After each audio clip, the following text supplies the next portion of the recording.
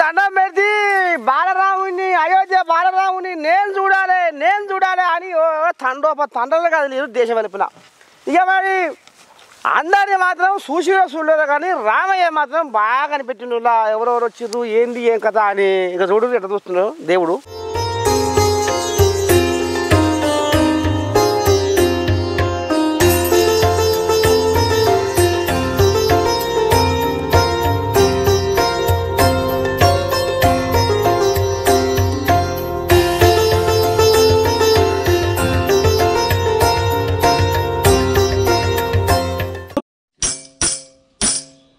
రావయ్యా రావయ్యా ఓ ముద్దుల రామయ్యా, అయోధ్యలో అడుగు పెట్టి మమ్ము ఆదుకోవయ్యా. రావయ్యా రావయ్యా ఓ ముద్దుల రావయ్యా, అయోధ్యలో అడుగు పెట్టి మమ్ము ఆదుకోవయ్యా. లేవయ్యా లేవయ్యా ఓ బాలరామయ్యా, 500 ఏళ్ల తరువాత చూస్తున్నామయ్యా, 500 ఏళ్ల తరువాత చూస్తున్నామయ్యా.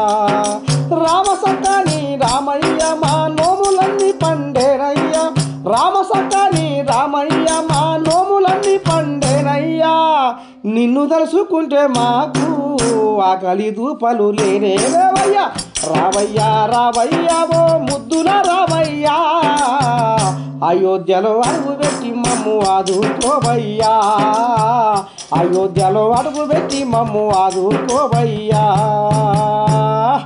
ఇక గిట్ల పాట పాడుకుంటా ఓ దిక్కు మోడి బాలరామునికి పూజలు చేస్తుంటే ఇక ఇక్కడ చూడులో బాలరాముని నేనే చూడాలంటే నేను అయోధ్యకు అంత దూరంకి వెళ్ళి వచ్చినంటే ఈ రకంగా జనాలు పోటీపడి ఇసుకేస్తే రాలనంత జనము ఆకాశంలో సుక్కలాగా ఎట్లా మెరిసిపోతుర్రో చూడుర్రి. ఇక గిట్టు దుక్కు చూడుల్లో నీ దండం పెడితే ఇక మరి భగవంతుడు అటు చూస్తుండు ఇటు చూస్తుండు, అంటే అటుపక్క మోడీ దిక్కు చూస్తుండు ఇటుపక్క జనాల దిక్కు చూస్తుండు రావణ వారు బాలరాముడు.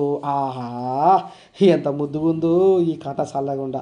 ఇక ఈ రకంగా భగవంతుడు కళ్ళు తెరిచి చూస్తుంటే వచ్చిన జనం అయితే చూడ సంబూరంగా మురిసిపోతున్నాడు.